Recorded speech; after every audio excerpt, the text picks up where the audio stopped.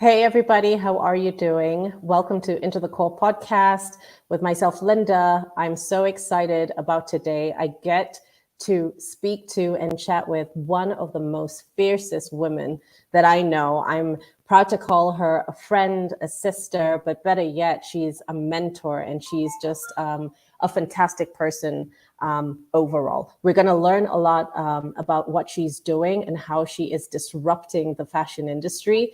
But before we get into that, we got to get into the core. Into the core. Get into it.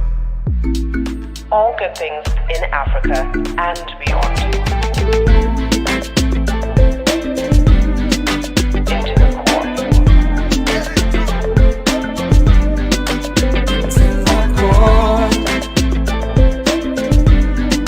Into the core. Into the core. Into the core. Into the core.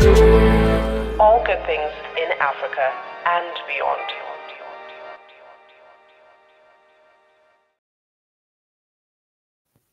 Definitely have to talk about all the good things that are happening in Africa and beyond. And one of the most amazing people that I know is sitting right there. And we're just about to get into it with her. Lisa Kibutu, welcome to Into the Core. Thank you. Thank you. So Lisa is a jack of all trades. And I want to say this very politely, but comes very heavy. So one of the amazing things about you, Lisa, is first of all, this is how I feel. I feel that you are like you had been in the fashion space a long time back. And then I feel like you were observing what was happening, right?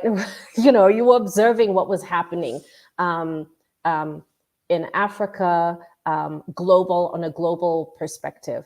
And then now you're just like a whirlwind. I just feel like everywhere I turn, every person I have a conversation with is like, hey, do you know Lisa? Hey, do you know Lisa? Can you talk to Lisa? Can Lisa be involved? This is who you are. So I just want people to know your beginnings with fashion, how you got into the space. How did you get into the fashion space?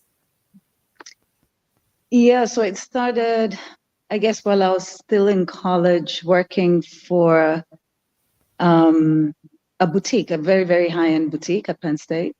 And there, it was called Mr. Charles. I think they closed down a couple of years ago, but it was quite an institution. I think when I joined it, they had been around for maybe 80 years. Wow. And they carried the highest end, like Donna Karan, the collection, Giorgio Armani. There was a line called Zelda that I discovered over there. So they were carrying this. I mean, the first time I even saw Tencel, the fabric was from Donna Karan. I think her first DKNY collection was in Tencel. Yeah. So I became, but also growing up with my mother. My mother is she was very, very into fashion. I mean, we made our clothes, those are the days, Kenya, like you never really go shopping. But my aunt owned, I think, one of the top boutiques in Kenya at the time. It was called Lucille Limited. And they had, I guess, the designer clothing of its time. And since she was my aunt, I mean, we wore a lot of clothes from there. And then my mom was always very particular about fabrics. And so making our clothes, we would be using the magazines from Vogue or, she always had magazines. So we were always doing things from there. So I was always conscious, let's put it that way. Yeah. So, so out of college, I'm working for this boutique, very conscious. I go for a buy in New York one time, and at the Giorgio Armani house at the time, and I pretty much get recruited. And so I moved from Penn State, from State College, Pennsylvania to New York. I worked, for Giorgio Armani, for Eileen Fisher, then moving on to Houston now, where I moved after 10 years for BCBG, Max Azria. Yeah. So yeah, all these designers who are very, very textile conscious, let's put it that way. Mm. And so I always had that, I mean, I had a very, very strong sensitivity, and my sense of style is very Armani. I've stayed in, I mean, that whole classic elegance, you know. So I stayed, and within that line, and even if you look at BCBG, it's also very, very classic. So I've stayed Yeah. with designers that speak to me. You know, Yeah. I mean, I have to, of course, be convinced of their style if I'm to work for them. Yeah. So, yeah, I mean, of course, throughout the career, I don't know if you live in New York, people are constantly poaching you. But I Yeah. could never be poached by Fendi or Versace or people like that, because I don't believe in their aesthetic. Okay. You know, it's sort that thing of always giving into trends. I mean, Mr. Armani cuts a classic suit till today that he said that he cut the first time in the 70s. Yeah. So yeah, so Oh, I believe in things for all time, right? yeah. Yeah. Yeah. And so when you were So working, mm-hmm. so when you were working for like Amani, what was the, you know, what was the pull? What was the, you know, when you went in, what did you go in as? Did you go in Oh as my sales gosh. or? No, management. I can't, yeah. So I always go for visual merchandising, Yeah. right? So yeah, so I think when I first went, of course, it was management and style and styling. So I Yeah. had a personal portfolio, you know, like you have you know, so I had clients like Lauren Hill, Ed Burns. Yeah, so those were my personal clients. And then, so when you're managing those kind of portfolios, you really don't have much time to mix and mingle too much, right? So Yeah. you're working with the national buyer, you're working with heads of PR. So it was kind of a different thing. And I'm a person who always kind of goes into a space and kind of carves my own niche according Yeah. to how I work. And at the end of the day, if I'm delivering the brand's messaging, Mm. then that is, you know, then you're able to persuade them to get to do what you want to do, Yeah. right? So I stayed a lot in the visual merchandising, ended up doing a lot of that even in different stores and things like that. So even when I moved with a Giorgio Armani fabric to Eileen Fisher, Mhm. I stayed I was the regional merchandiser for the entire East Coast, you know, from Minnesota all the way to Florida for her. Wow. So like it was, yeah, so it was, yeah, so I always stayed in that very visual merchandising space. Yeah. That Mm-hmm. is very cool. I mean, like, I feel like where Africa needs to be is like you have done it. You have been there. You've understood it, especially from a time back, and then now coming into where we are presently. But so after, what made you leave? What made you leave? Uh, I'm just saying, even for the short stint, or if you've ever left. I feel like you've never really left, but you've been quiet. You were quiet for some time. Yeah, I mean, yeah. So like, of course, like moving back to Kenya, after being away for, I can't remember, maybe 25 years, right? Yeah. Um, yeah, I stayed in the industry, by the way. Even after moving out of New York to Houston, then I was with BCBG for a while. Then I became like a freelance merchandiser for several brands, staying with the Emporio Armani brand, with Calvin Klein, and other thing, and other, I think the Fossil, the Sack, you know, so, you know, it went into leather goods, but strictly on merchandising. So I stayed in the industry even when I was in my next industry, which was real estate, Yeah. building homes. So when I moved back to Kenya, now 2010, I started trying to figure out who, you know, like, who am I, Yeah. you Who are know, you right in this, yeah, who am I in this space? Do I come because at that point I had also quite strong real estate background. So Yeah. I didn't know what to do. So when I came to Nairobi, of course, I mean, looking at the scene, was fashion really happening? Is fashion really happening? So we, yeah, so I don't, I mean, yeah, so I was like, okay, yeah, it wasn't, it wasn't a space I could step into. Yeah.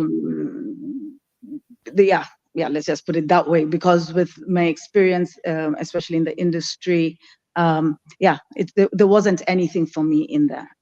Let me put it that way. So I got back into real estate. My educational background is poli-sci and anthropology. So when I came to the coast, I really went back to that space.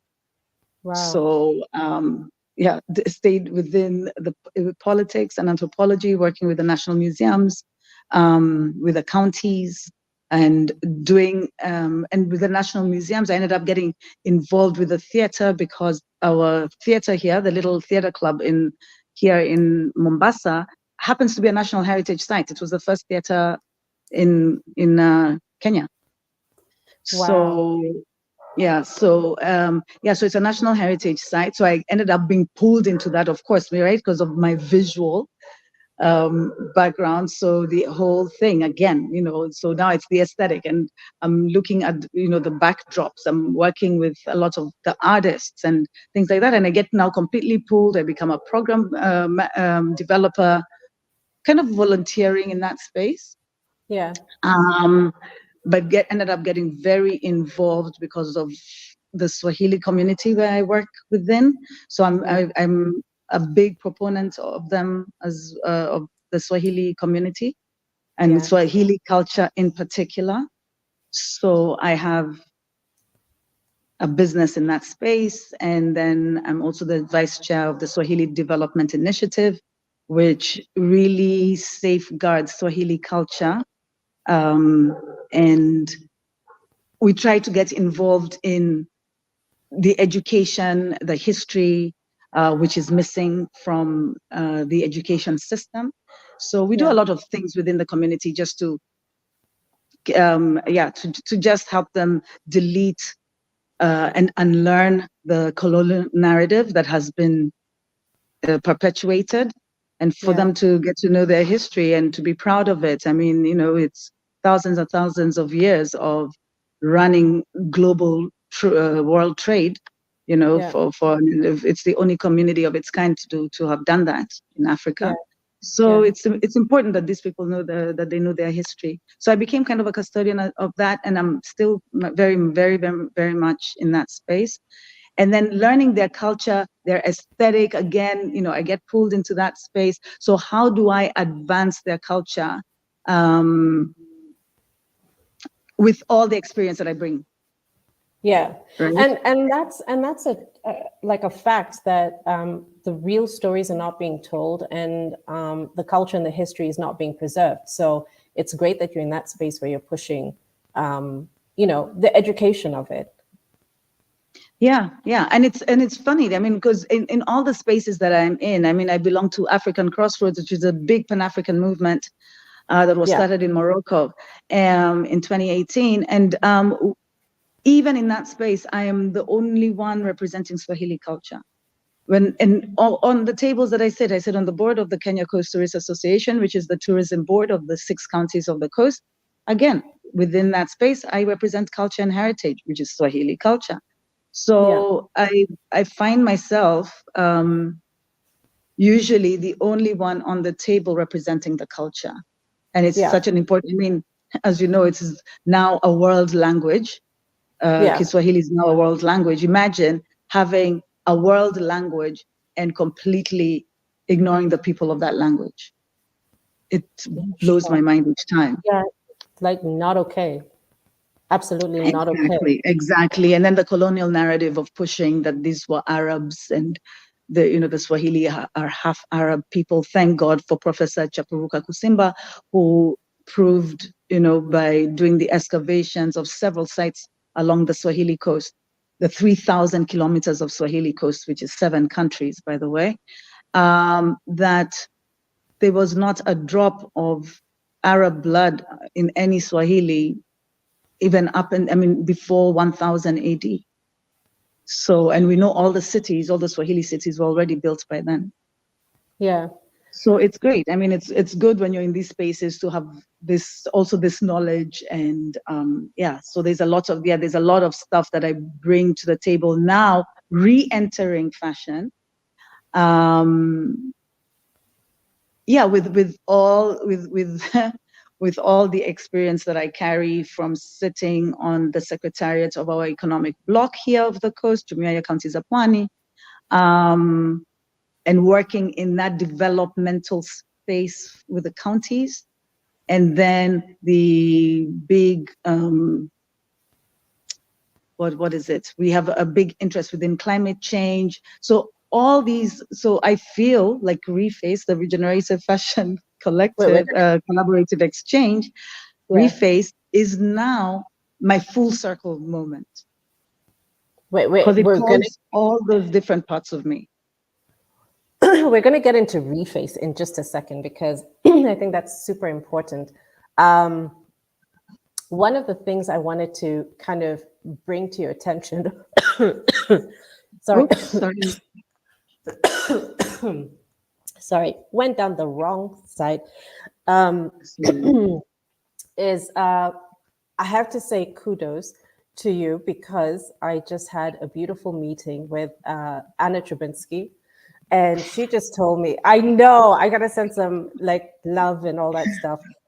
So Anna was just like, listen, Lisa took me, and this is for anybody who's listening right now. Lisa, who's sitting right here, just you took her on a tour, a Swahili tour. Yeah, her, and she was with the Wall Street, I think she was with a journalist. Yes. Yeah, and this is the treats that we were doing. She said it was one of the most phenomenal things that she has experienced. And I just wanted to say, I feel like when it comes from somebody who has experienced what you're doing, everybody else needs to log into that. Yeah, and I was surprised that Anne had never actually done this. And she's, as you know, she's been in Lamu for so many years. I only just went to Lamu for the first time, right at COVID, I would say. Wow. I did my whole 50th birthday there with my partner. And so it was, and I saved, let's put it this way, I had several opportunities to do that, but I really was saving myself almost, because I knew I would be very overwhelmed by the experience of the culture. Yeah. Because it's a place that has held the culture so strongly, and being amongst those, the Wa'amu was just mind blowing. I mean, I could sit with them. There were times where I don't want to sleep.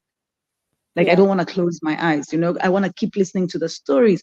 I want to go into the town, into the villages, and just sit and just listen and be out there with, drinking tungu with the old men and listening to their stories. And it's just so lovely. It is just the most beautiful experience. So, I mean, like, if somebody was to visit Lamu right now, if you were to go to Lamu, how I feel like everybody goes in, they get the experience. I think people take bits and pieces, they immerse themselves into architectural delight. Your eyes are just, beaming, because it's just so beautiful. It's so quiet. And I feel like it just whispers a lot. What would you recommend to people if they're going into Lamu? Like, I just feel like from your experience, from what she said, I had this burning sensation. I was like, oh my gosh, how am I going to be able, I need to experience this, but from your point of view. Yeah, so what we did is I sent them to Pate Island, right? Which is, I think, about a 20 to 30-minute boat ride from Lamu town. Yeah. So that is, so Pate Island is very special. In Siu, which is on Pate Island. So the island it's quite a big island, and there's Pate town, and there's CU town within Pate Island. Yeah. So in CU is where you have a very large fort, and it's the only Swahili-built fort, I think, on the east coast of Africa, Wow. if not in all the in on the continent. I don't know. Maybe, of course, there's Cairo and whatever. I'm not counting West Africa. I mean North Africa. Yeah. So yeah, so it was, yes, it was built by a Swahili king, and so it's very, yeah, it's they fought the Portuguese, they fought the Arabs, so it's a very it's just a very, very important place. They have foods there that are cooked there that don't exist. I mean, that, and you cannot eat anywhere else. There are fish from there that don't exist anywhere else, that are not cooked anywhere else. There's bread that they make from some grain that is not made anywhere else. Wow. So, and I think those are the things that Anna got to experience as well. Yeah. That is amazing. So I just really wanted to kudos you on that, because she lit up. I was like, if it's possible for lights to go on and fireworks, that's Yeah. what I mean, I felt. That was the energy. Yeah, because there's so much we do not know, and sometimes I feel that it's purposely being kept away, and you have to understand why it's being kept away, and all that. There's a lot to explore there, a lot to explore. And anyway, so that's where so when I come back to, again, I keep talking about this aesthetic. Yeah. So yes, and why the Swahili resonates so much with me is because I really love their aesthetic. There's very few aesthetics that I don't know, that capture me. Yeah. I have very strict things. So. Yeah. And I love their aesthetic. I mean, that's why you're saying the architecture, the carvings, the way they carve, from the way they did their henna, the way they do cook their food. Everything about the culture has an exact aesthetic. That's my palate. That cuisine is my palate.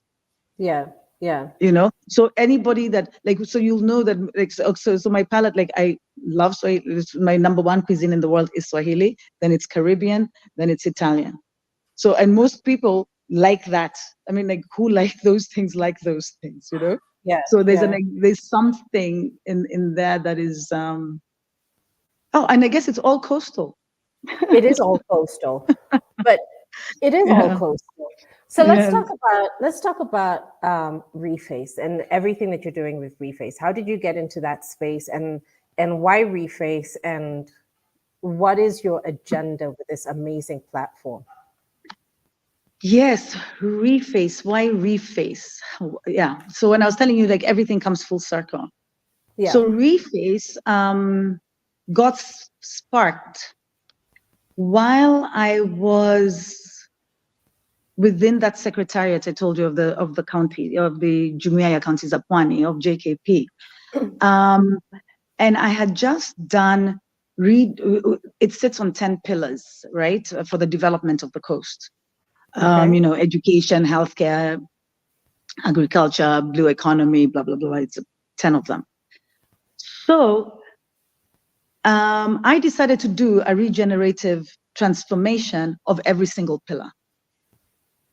Okay. And present it to my CEO. Yeah. And so when I did that, when I presented that, I had at that point I'd been working with this company that actually is the root of Reface, which is Green World Campaign, Kenya. Yeah. Mm-hmm. They have planted 4 million indigenous trees across the coast. They have about 166 eco clubs within the schools in the coast. And they train farmers on regenerative agriculture.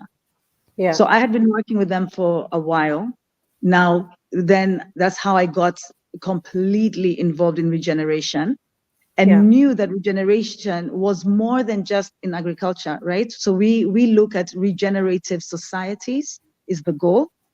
Okay. And before that, regenerative industry throughout the entire economic system.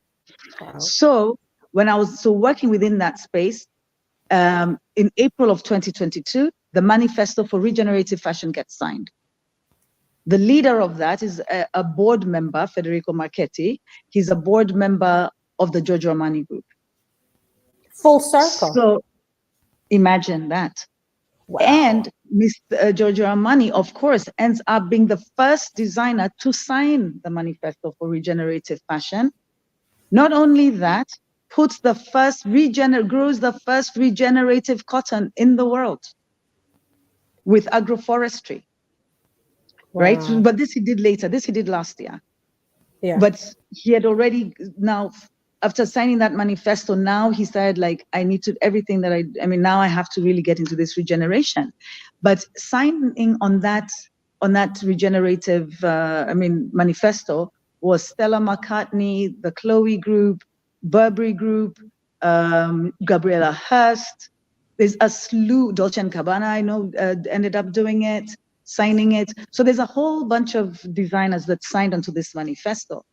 Yeah. So I saw that and I was like, what are we going to do with that? And then, so slowly after that, after April of 2022, then I wanted to do something. I started looking now for regenerative fashion. What was that? Yeah. Right? What is this thing what is this regenerative fashion? What does it Regenerative fashion. entail? Yeah. Yeah. So I start looking into it. And if anybody knows me, when I go into research, I get PhDs into everything I research. I know that about you. So then I start now looking for, wow, there's no regenerative anything in Africa. First of that topic was not even on the table. And then I start looking at this thing, they start talking about sustainable fashion. And I kept saying, sustaining what exactly? What are we sustaining? Because, what are we Misused word. sustaining? Yeah. So that word to me is just very problematic, right? So so even sometimes when I talk about that, and people always want me to go back to this sustainable word, so I'll say regeneratively sustainable. Right? Because we have to regenerate, we have to reverse, because so sustainability is almost like keeping things as they are, or going, they talk about net zero. But net zero is not going to fix anything. Net zero will just slow down the damage, right? So you're not going to hell. Yeah. You're not free falling to hell, but you're just going very slowly. Yeah. So, but regeneration looks at reversing the damage and getting to net negative or net positive. Have you heard of sheep ink? Sheep ink. I'm thinking so. Sounds So familiar. they are a UK. In fact, I was just brought into this conversation because I said I was going to be interviewing you, and she said, please ask her about sheep ink, because what they're doing is, so they, for each bag of merino wool that they buy, they're planting 5 trees. So the ratio is 1-to-1. They're going on the negative, which I think is fantastic. Yeah, let's hope their sheep are regeneratively but it's something regeneratively it's something to look at, because when you hear about it, I was like, oh, this is that's amazing that somebody is actually working towards a negative rather than keeping to what you're calling as we're just slowly like managing. So regeneration now goes it goes net negative, so that you completely reverse climate change and then keep improving, right? So that we leave the world a better place for the next generations. So it's not enough to slow it down. That's why when we talk about you remember like our principles of regenerative fashion, when you're talking about refuse, reuse, reduce, right? Yeah. Recycle, repair. And so, yes, it's so much more than just, it's so much more than just I know. saying, let's plant a tree. And in fact, my son did Yeah. a paper when he was fifth grade. So how old is that? Fifth grade, 10 years old. And so in the IB system, they do these things called exhibitions when you come to the end of your primary school years. And so for him, so they were supposed to do something within this climate change space and whatever. So when he was doing his research, he found out that there is no way, even if they planted a tree every second, right? Like the trees, that billions and billions of trees, it would never reverse climate change. So his his thing ended up being, he's looking for the next planet. So his presentation was now of the research of what he did, the closest planet to an Earth atmosphere where humans can live. He's your So son. he went ahead and did all that research on that. So he ended up being like even on the news, because he took that whole conversation to a whole other level, because he says there's no amount of trees that can be planted that will ever Reverse. reverse climate change. No, So now as we're much as adapting. trees, you see that? And then also learning that, forests also get to a certain point where they're no longer sequestering carbon, right? So if you hear of the proponents of commercial forests, where you grow the trees up to the stage where they're no longer sequestering, then you cut them and you keep growing more trees so that you're constantly sequestering the carbon. Yeah, that's I feel like these conversations, like you need to have all of these conversations again and again. I But know, right? I So I told you, now when I go into regeneration,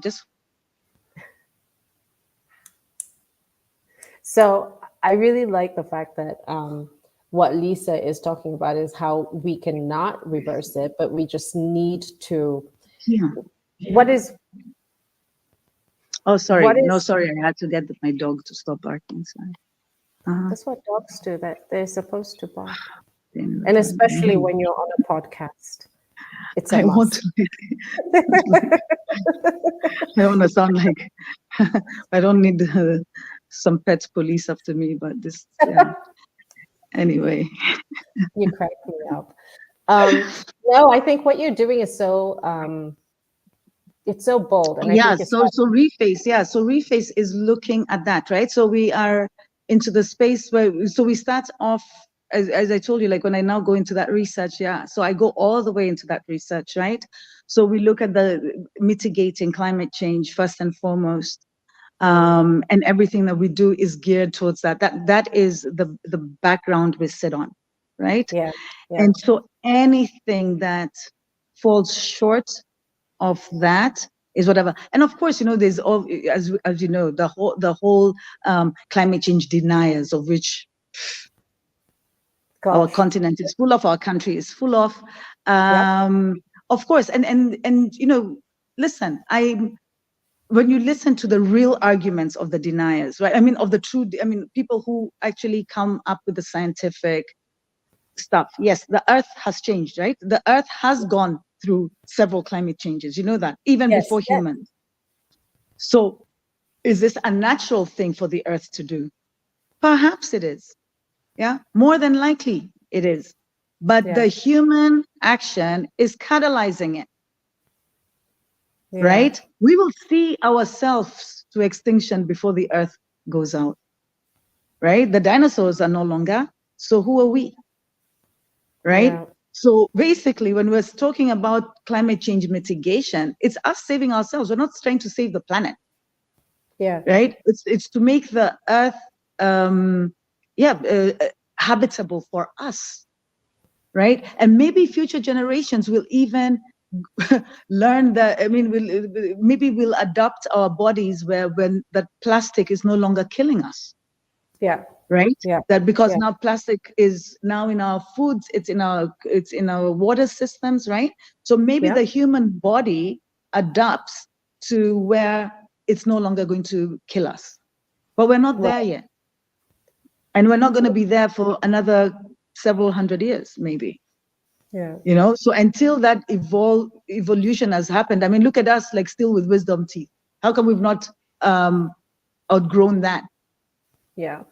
You know what I mean? Like, how come Yeah. we've not evolved? There's some, by the way, do you know there's some humans that have evolved there, but it's not a full, yeah, it's not a full It's evolution not yet.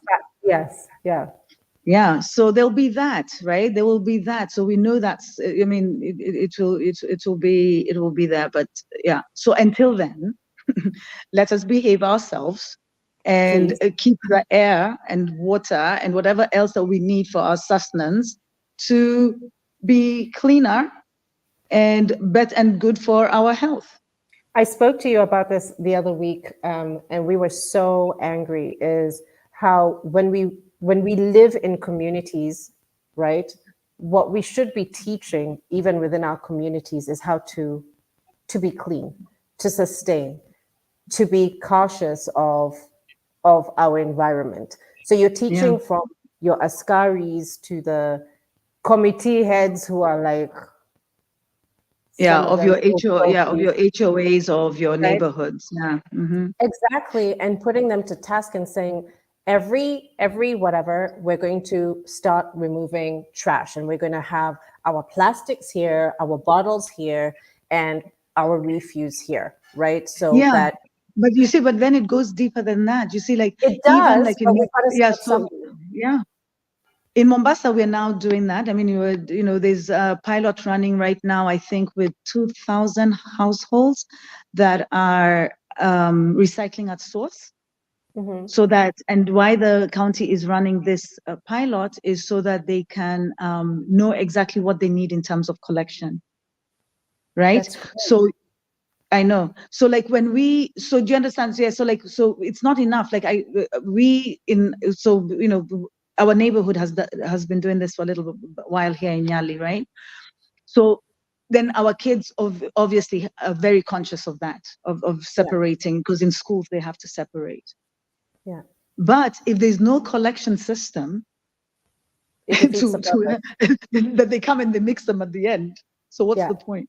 defeats You the see? purpose.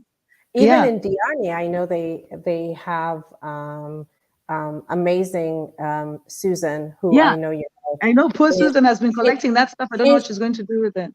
she's been trying so much and so hard, but remember, she needs a support system. She needs a couple of people to help her with her backbone and her vision to Yeah. carry out the No, it's task. county. So It's county because where does that stuff go then after? Watamu has, I mean, with Eco World are doing a phenomenal job because yeah, they've tapped into it. I mean, they know where their stuff is going. So they yeah, collect as much plastic as possible. It's going to the right places. It's being disposed of the right way. It's being sold to those resellers and recyclers. So they've yeah, got it. They've got it quite well. And we are also, Mombasa has already engaged the recyclers and upcyclers. So yeah, they also are getting their act quite together. yeah. I'm Super very important. impressed with this government. Yeah.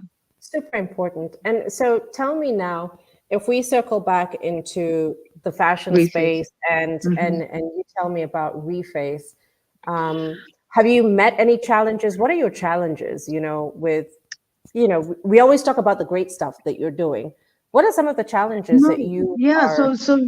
yes, I mean, okay, for me, like right off the bat, it's like almost you quickly find out that there were gatekeepers to the industry, right? God, I Over love those. here, over here. And even though I'm not entering the space, I mean, I'm so happy for anybody, please come and work with my smallholder farmers. Please come. Let's do fashion from the soil up, because I'm not meeting anybody in fashion at the soil, because that's where we are. So yeah, and it's open. And listen, Tana River has 300,000 acres ready if you want to do fashion from the soil up.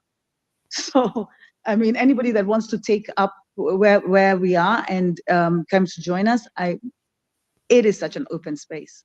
I'm the only one here on the ground. So I don't know where that gatekeeping was coming from, designers and people in the industry who are always questioning, why are you here? What do you do? You know, where are your samples? I was like, well, if I bring string on my yarn, what difference does it make in your life? You're not even a textile manufacturer. Why would a retailer or whatever ask me for a sample of string, of yarn? I mean, anyway. So you meet these kind of people, and of course there's people also. I sit on the interim board now of the Kenya Fashion Council, and one of the things that we try to do a lot in the council is to share information, right? Which is not shared before. It's not. Information is not disseminated. Somebody finds a grant, they hold it to themselves, like, oh, because you're they never win, first and foremost, and then they think that nobody else should have that opportunity.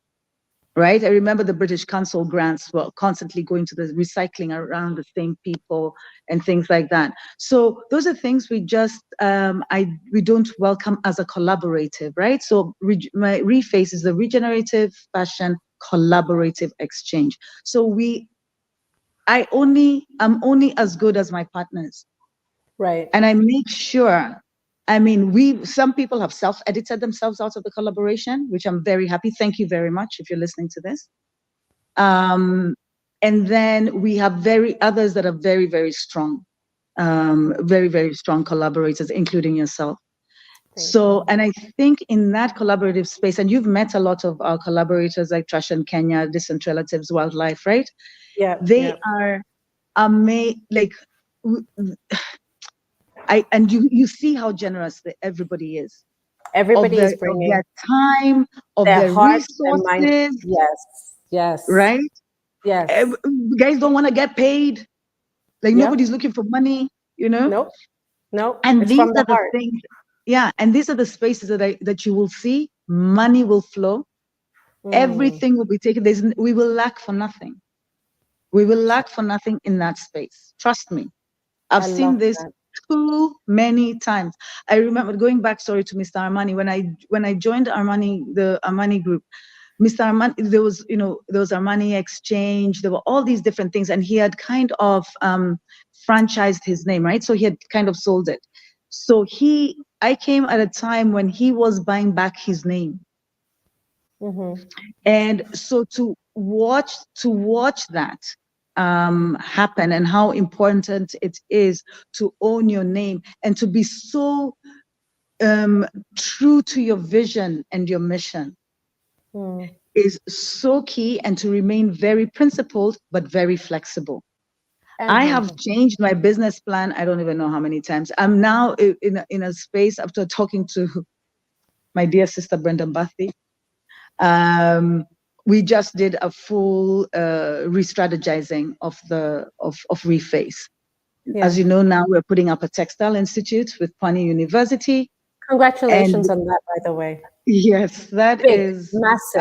I don't want to talk too much about it yet, but yes, so that's great, and the collaborations within that space as well, with the people that I'm working with, is phenomenal, right? I think these people who are questioning me in the industry will now start to understand where I don't want to say where I come from, basically where the industry needs to be, and where your vision has always been. And we do not have a fashion industry. Let's call a spade a spade. Kenya does not have a fashion industry for any intents and purpose. There is nobody who is going to be hired for these fashion jobs like that I had, right? And that's why I could not find myself in this space, because we're like, who am I styling? Who are the people? Who are the people who are into style? Where are the designers? Where do I go pull from? When I used to go pull from Emmanuel Ungaro, from Armani, from whatever, where do I pull? They think there's not even anyway, the industry is just has not been birthed yet. And you have to birth them from the institutions, isn't it? Okay. So even from the institutions now that are there that are doing textile, within the textile space in the universities, they don't do fiber development, for example. Even finding the machinery, the telescopes, the spectrometers that I need, they don't exist in the continent. So that means now, if the instruments don't exist, the talent, the skill You're set, starting it. You're starting it. you understand? So for me, so like doing this in Kilifi first and foremost is crucial for me, because for at least 2,000 years, Kilifi was exporting some of the top cotton and silk in the world. Before the Portuguese came in, invaded Malindi in 1500 AD, and completely destroyed every single textile factory. So that is why it is crucial for me that this happens in Kilifi. This is bringing it back home to them, and for me, the blood that was shed by the ancestors for this. Yeah. So it's so it's crucial for me that it remains there, even as we spread across the continent and open different factories across the continent. The brainchild, the core, where our blood pumps from, the heart, will be in Kilifi for Reface. And so one of the things, even with what you have said, is I feel like the collaborations that we have right now with Fashion for Nature is beautiful, because it's coming home and it's starting at home. Yeah, and one of the other things that that you yourself don't know is that Fashion for Nature is actually the anniversary of our forum last year. Oh my God, it totally is. Yes. Oh my gosh. So Fashion for Nature, and this amazing collaborations that we have within that. Fashion for Nature actually just is the definition of regeneration, is the definition of regenerative fashion. Yeah. Because that's what it is. It's fashion for nature. Yeah. And there's no better way to define it. So for me, it's like Reface birthed Fashion for Nature. And actually, Reface, that first forum, was on the birthday, June 16th, of my oldest daughter. So, then now we give birth to Fashion for Nature, to now take regenerative fashion to where it's truly supposed to be. And it encompasses everything that we're about. So every single part of our collaborative is represented within Fashion for Nature. And that is why it is such an important event, and will be for the future. I love that. And I think everything that you have done and everything that you're doing is just your passion for Reface, for everything that I've seen you touch at this point, is just the Swahili culture, and how, I don't know, I don't even know if passion is a word to use for it. I think that there's a different word that needs to be. Thank you. And one of the things, in fact, one of the very early concept papers that I did for Reface, and I've not used it again, but I'm going to try and find a way of bringing it back. But Reface, what is Reface? Even if you look at my logo, it is, it's like a self-reflection. It is a reflection. It's a baobab tree, and it's reflecting, because what's the story of the baobab is what it is above is below. So the root system is the branch system. So it's constantly relooking at itself, and it's the only tree that regenerates. So you can cut down a baobab tree, it'll keep growing. It doesn't die. It doesn't die. So and it's a giver. The baobab only gives. It doesn't take from the earth anything. It's constantly giving to an ecosystem that it supports, from its medicines and its fruits and its leaves and its branches and its roots, to its bark that has the fiber, for the ropes that they use for sailing. So it's such a giver. And then it's fashion redefined, because I said fashion as it is right now is such a dirty word, right? It is the third most polluting industry in the world. Why? Because it encompasses two of the most polluting industries, which is the fossil fuel industry and the agricultural industry, and which gives birth to the fashion industry. And with fast fashion and people draped in fossil fuels, 70% now of most clothing is fossil fuel. So is plastic. So coming from such so fashion now, and when fashion came in, it actually represented culture. Fashion was culture. Not anymore. I feel. And that is why also when I look at fashion and you come back to your culture, why are we perpetuating Western culture? Right? When we wear these clothes, when we do this is all Western, because this was their culture that they've advanced, and now we're wearing their culture while we forget ours. So there's a way that we still can advance our own cultures. Do we need to Westernize them? Right now, when you talk about contemporary or modern, it actually means Western. True. Which it should never. West Africans never perpetuated Western culture.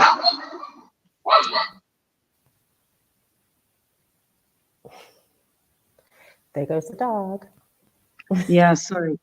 So anyway, so look at West Africans, look at the Ethiopians.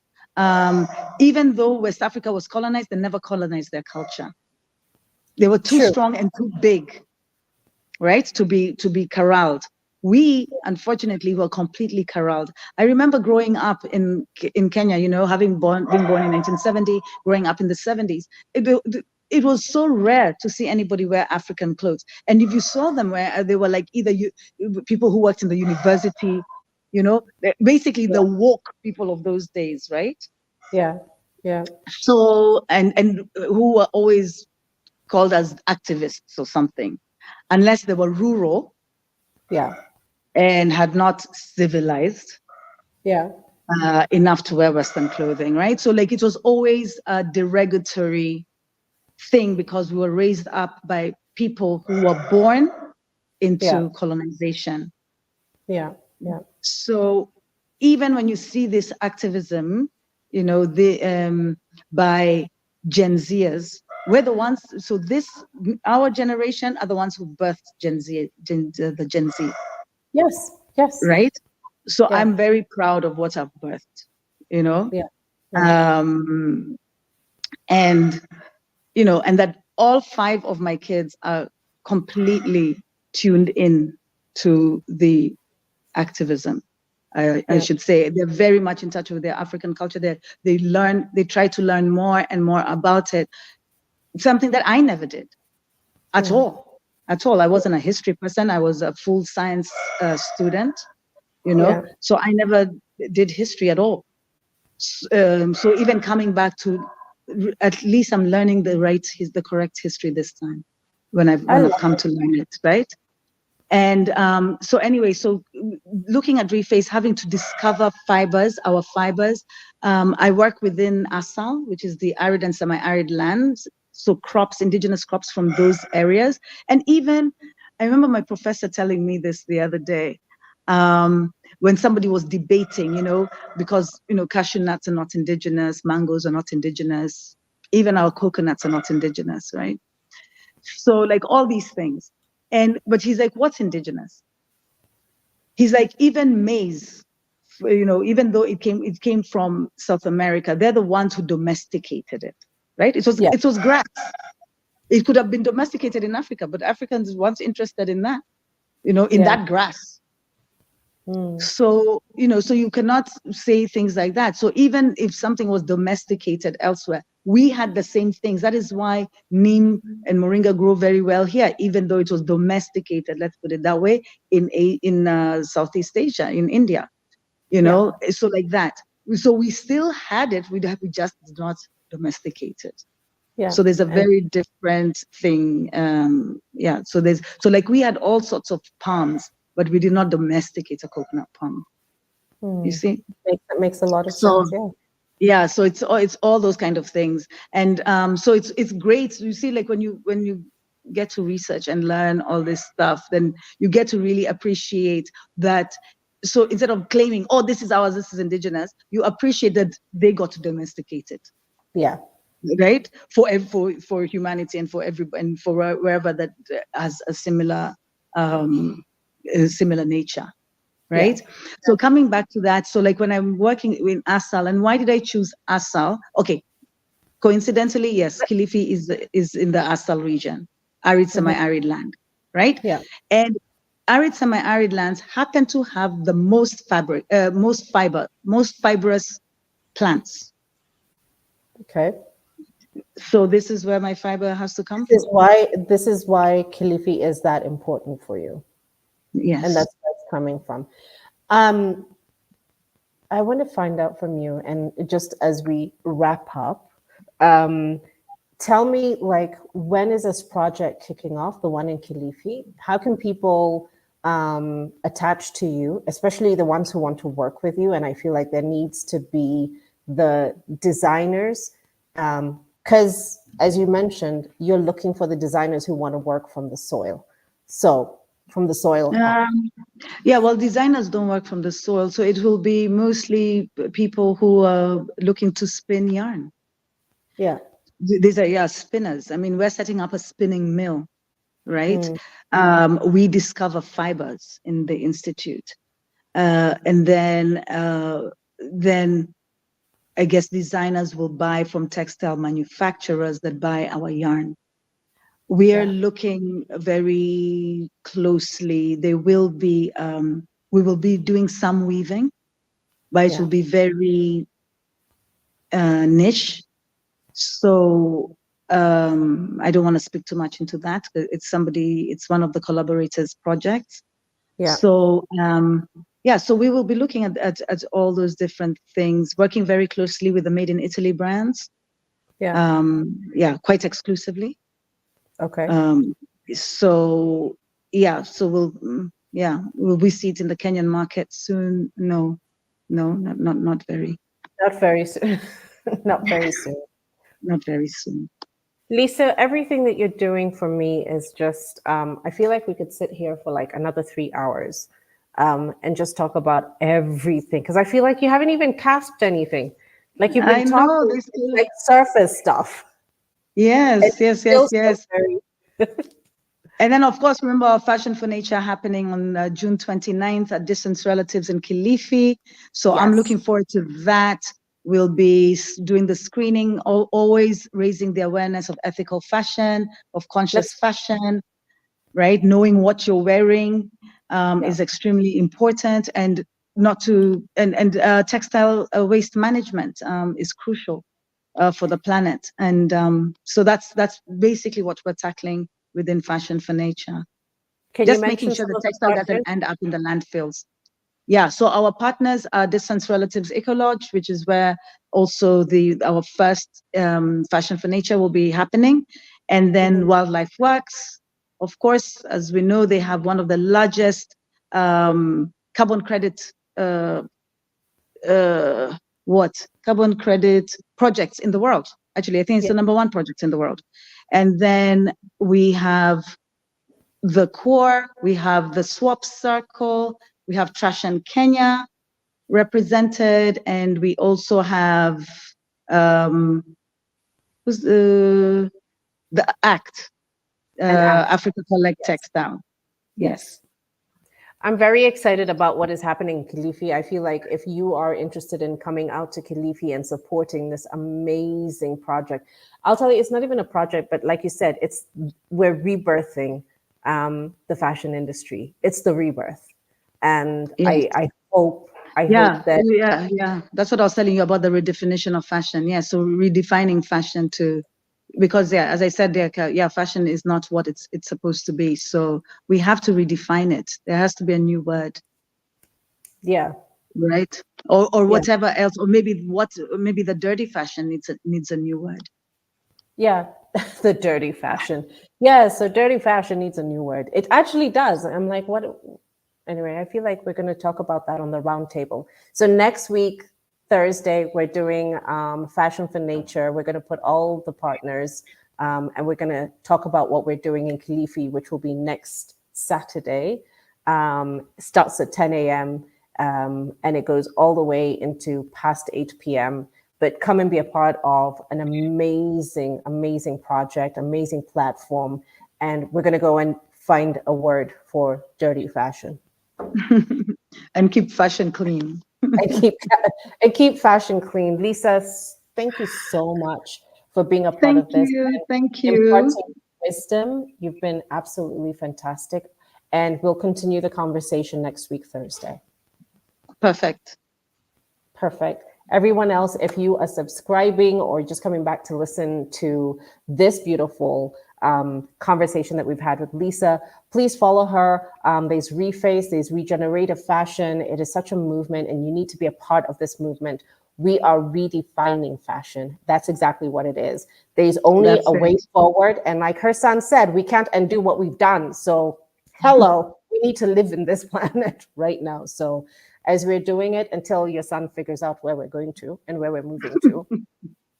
Yeah, parting words for me is join the movement, be a part of the story, be a part of telling the right stories to the right people, be a part of the Swahili culture that Lisa is bringing to the forefront. The next time you go to Lamu, don't go to Lamu just for sitting and chilling. Go Even and for learn. Mombasa, even when you come to Mombasa, come to Old Town, sit with our people, yeah, listen to the stories.